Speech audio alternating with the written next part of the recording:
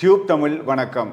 தையல் மிஷினுக்கு மின் இணைப்பை ஏற்படுத்தும் போது இந்த சம்பவமானது பரிதாபமாக உயிரிழந்த 17 வயது மாணவி. தையல் மிஷினுக்கு மின் இணைப்பை ஏற்படுத்தும் போது பரிதாபமாக 17 வயது மாணவி ஒருவர் உயிரிழந்துள்ளார். இந்த சம்பவமானது பிலியந்த பகுதியில் இடம்பெற்றிருக்கின்றது. குறிப்பாக தந்தை வெளிநாடொன்றில் தொழில் புரிந்து 2 வருடங்களுக்கு முன்னரே வெளிநாட்டில் உயிரிழந்ததாகவும், அதனைத் தொடர்ந்து தாயார் தொழிலுக்காக வெளிநாடு சென்று தொழில் புரிந்து வருவதாகவும், பாட்டியின் அரவணைப்பில் இந்த 17 வயது மாணவியும் அவருடைய தம்பி 6 வயது தம்பியும் ஒருவர் இருப்பதாகவும், அதனைத் தொடர்ந்து இவ்வாறு தையல் இயந்திரத்துக்கு மின் இணைப்பை ஏற்படுத்தும் போது மின்சாரம் தாக்கி உயர்ந்துள்ள சம்பவம் அப்பகுதியில் பெரும் சோகத்தை ஏற்படுத்தி இருக்கின்றது. குறிப்பாக உடனடியாக பிலியந்த ஆதார வைத்தியசாலைக்கு எடுத்து சென்ற இடையிலேயே அவருடைய உயிர் பிரிந்துள்ளதும் எல்லோரையும் சோகத்தில் ஆழ்த்தியுள்ளது. இதனைத் தொடர்ந்து பிலியந்த போலீசார் மேலதிக விசாரணைகளை மேற்கொண்டு வருவதும் குறிப்பிடத்தக்கது. உண்மையில் குறிப்பாக வறுமையிலே வாடிக்கொண்டிருக்கும் குடும்பங்களுக்கே இவ்வாறு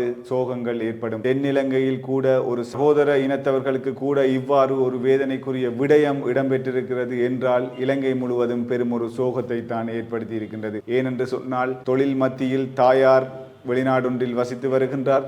அதனை தாண்டி பாட்டியுடன் இந்த 17 வயது யுவதியும் அவருடைய தம்பியும் வசித்து வருகின்றார். அந்த வறுமையின் காரணமாக படிப்பில் அவர் நல்லபடியாக படித்து வருகின்றதும் குறிப்பிடத்தக்கது.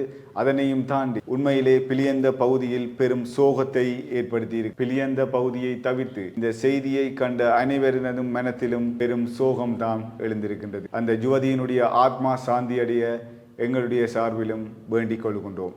மற்றும் ஒரு தகவலின் ஊடாக சந்திக்கும் வரை வணக்கம்.